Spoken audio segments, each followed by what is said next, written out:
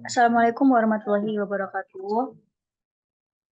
Perkenalkan, nama saya Minatul Hidayah dari Prodi Aquacultur. Di sini saya akan mempresentasikan hasil magang pengelolaan sumber daya perikanan, yaitu mengenai pengelolaan dan teknik budidaya ikan yang baik untuk mencegah stres dan penyakit pada ikan. Nah, eh, bentar.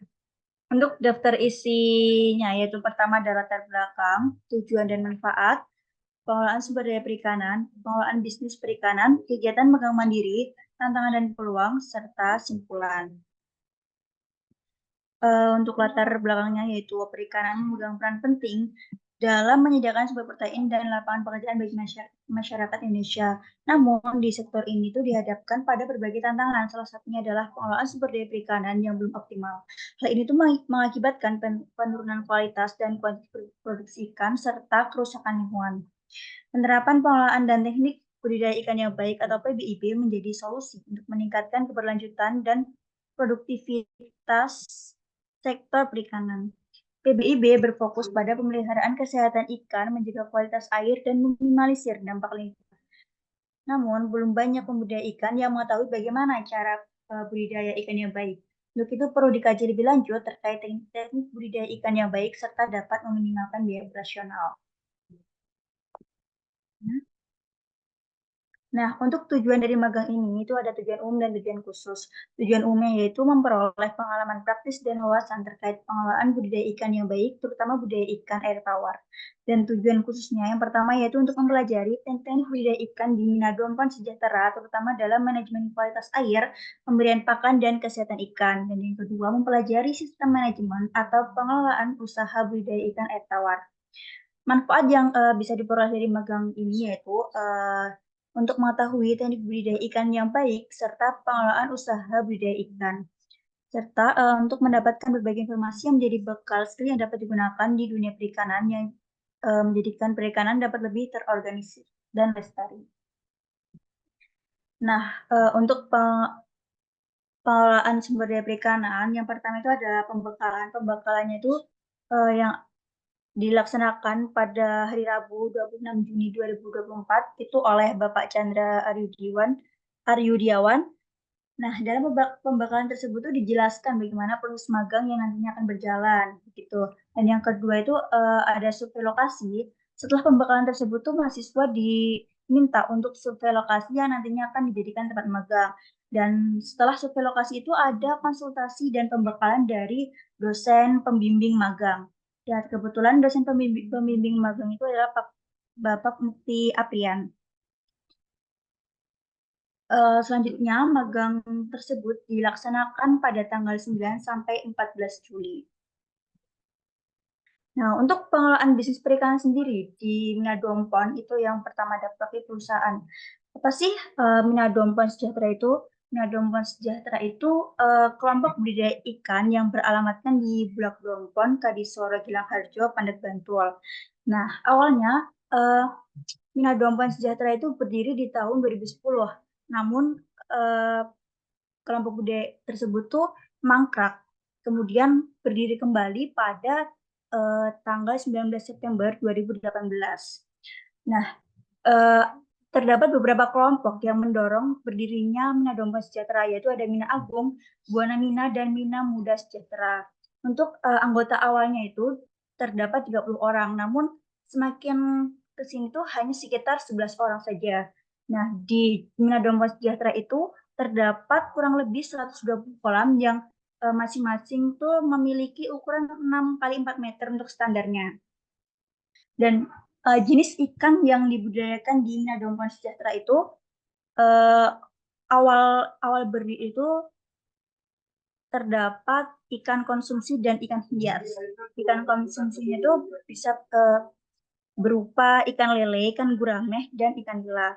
Dan untuk ikan hiasnya itu ada ikan gapi dan ikan arwana. Tapi untuk saat ini itu budidayanya hanya fokus ke ikan konsumsi saja, yaitu ikan lele. Tapi di sana tuh masih ada beberapa ikan arwana. Dan untuk modal dari para pembudidaya itu tuh berasal dari modal sendiri dan pinjaman dari bank. Untuk pada tebar di setiap kolamnya itu berkisar 3.000 sampai 5.000 ekor dan waktu pemeliharaannya sekitar 2,5 hingga 3 bulan. Nah, untuk pakannya sendiri itu Minadoma Sejahtera bekerja sama dengan PT Haida Agriculture Indonesia. Harganya itu untuk satu set seharga 385.000 dengan size pakan itu size 2.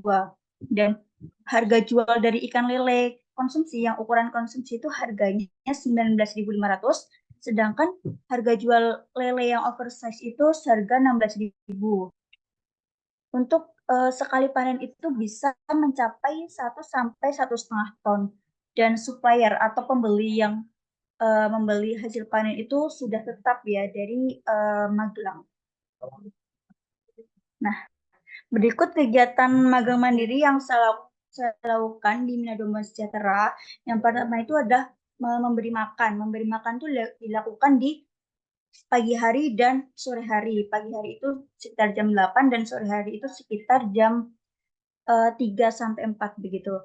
Dan selanjutnya itu ada membersihkan kolam atau monitoring kualitas air, itu juga dilakukan setiap hari.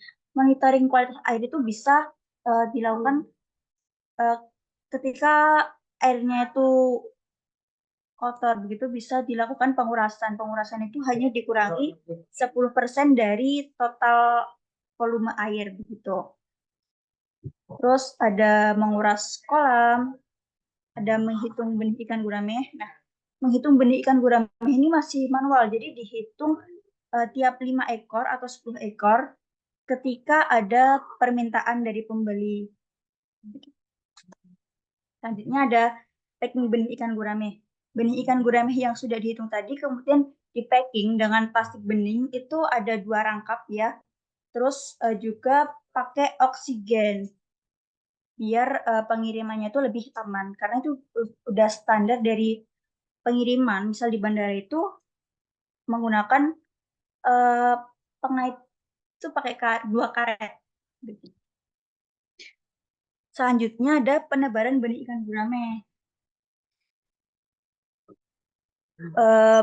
Pada tebar benih ikan gurame itu sekitar 1,5 hingga 3.000 ekor, tergantung besar dari kolam tersebut.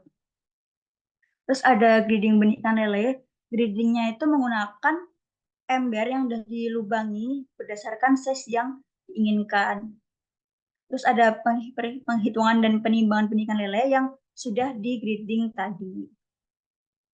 Nah, selanjutnya ada seleksi telur ikan gurame yang mati. Telur ikan gurame yang mati tersebut tuh bisa menimbulkan jamur. Apabila jamur tersebut tidak diambil, itu bakal menular ke telur yang lain. Dan itu akan menyebabkan kematian. Gitu. Dan selanjutnya itu mengurangi minyak yang ada di telur ikan gurame. Itu fungsinya itu agar tidak menghambat oksigen yang dibutuhkan oleh telur. Selanjutnya itu ada breeding benih ikan gurame. Ini sama kayak breeding ikan lele juga dengan ember yang dilubangin berdasar size yang diinginkan. Nah, terus memberi garam rosok pada kolam ikan. Garam rosok ini tuh berfungsi buat mengatur pH ya, biasanya untuk menaikkan pH air. Nah, ini ada panen ikan lele.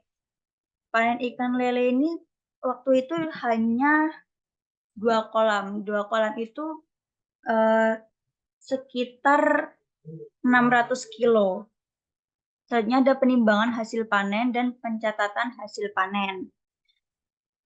Hasil panen yang sudah timbang tadi itu dicatat agar masuk ke laporan begitu ya. Terus ada pengangkutan hasil panen.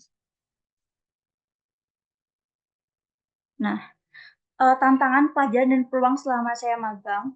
Untuk tantangannya itu saya dilatih untuk disiplin dan tepat waktu. Contohnya harus tepat waktu ke lokasi magang, tepat waktu dalam pemberian pakan, dan monitoring kualitas air. Nah, pelajaran yang saya dapatkan itu bagaimana cara budaya yang baik, penanganan penyakit, dan pengelolaan usaha perikanan tersebut. Selain itu, mencari pasar itu juga penting agar apa yang kita panen itu dapat terpasar dengan baik begitu. Nah, peluang yang bisa dikembangkan di sini itu ada eh, penghitungan benih ikan yang lebih modern karena saat ini penghitungannya itu masih manual dan itu membutuhkan waktu yang sangat lama. Apabila eh, dikembangkan teknologi penghitungan benih yang lebih modern itu nantinya diharapkan dapat mengurangi jumlah waktu yang dibutuhkan. Nah, untuk kesimpulannya yaitu dalam budaya ikan itu diperlukan pemahaman terlebih dahulu sebelum memulai usaha karena di dalam budaya itu memerlukan ketelitian begitu. Dan yang kedua, pemberian pakan dan monitoring air perlu dilakukan secara teratur untuk memenuhi kebutuhan nutrisi dan menghindari ikan stres. Dan untuk meningkatkan pH itu dapat menggunakan garam prosok. Dan yang ketiga itu pemantauan penyakit itu bisa dimulai dari seleksi telur. Penularan penyakit dapat menular secara langsung maupun melalui kualitas air. Makanya diperlukan pemantauan yang berkala begitu ya. Terus peluang yang bisa dikembangkan itu mengenai aplikasi penghitungan benih yang lebih modern agar dapat meningkat waktu. Oke. Nah, sekian presentasi dari saya. Apabila ada kesalahan, mohon dimaafkan. Wassalamualaikum warahmatullahi wabarakatuh.